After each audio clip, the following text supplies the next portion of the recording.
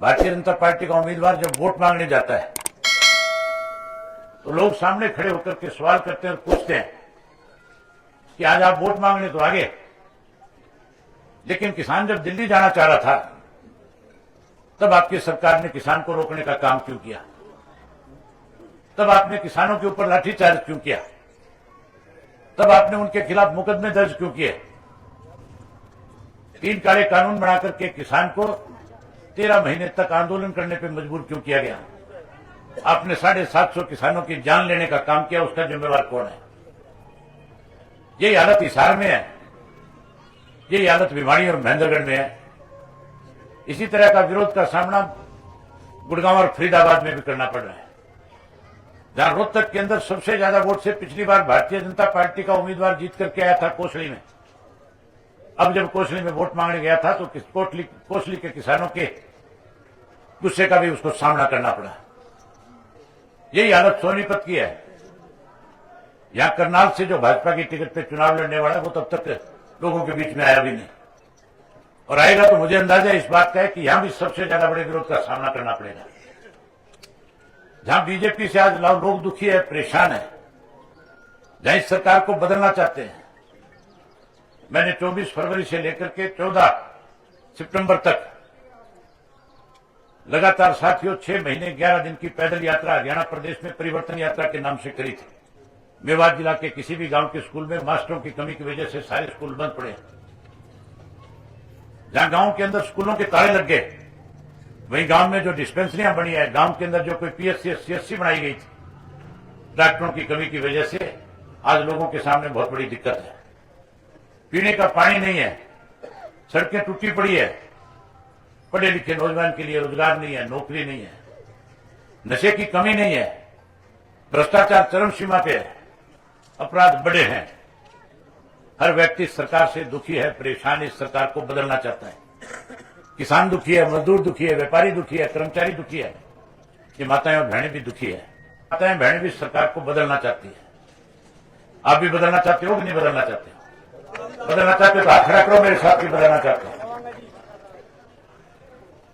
कमाल की बात है, माजरा जी बता रहे थे कि 6 कैंडिडेट को उधार के लाकर के उतारने का काम किया।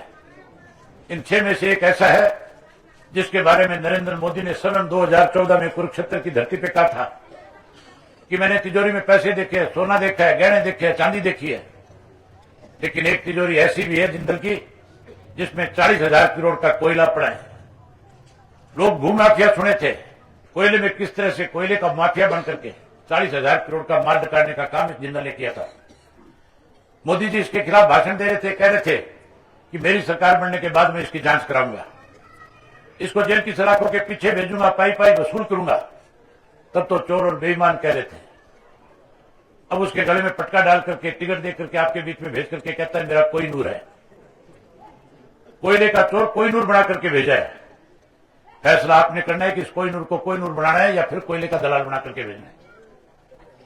अगर ये साथियों यहां से चुनाव जीत करके जाएगा तो और बड़ी लूट मचाने का काम करेगा।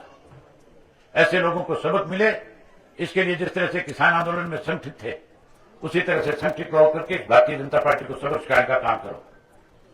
इसी तरह से जो मेरे सामने दूसरा चुनाव लड़ रहा है आप पार्टी से, वो तो गांव में जाकर के और कोई बात कहता ही नहीं, एक ही बात कहता है कि अभय सिंह वोट काटने के लिए आया है। मैं आप लोगों से एक बात पूछना चाहता हूं, पीछे जब किसान आंदोलन था, जाट आरक्षण आंदोलन था, उस वक्त में इन दोनों में से कोई एक कभी तुम्हारे बीच में आया था क्या?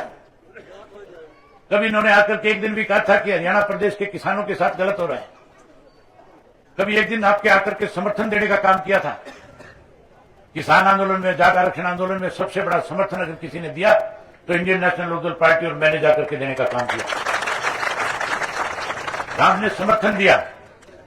वही एक बात और, जब ये लोग आपके बीच में इनसे पूछना, 10 वर्ष तक भूपेंद्र सिंह हुड्डा इस प्रदेश का मुख्यमंत्री रहा था। आज कांग्रेस ही मेरे बारे में इस किस्म का प्रचार हुड्डा के कहने पे कर रहे हैं कि अभय सिंह वोट काटने के लिए आए।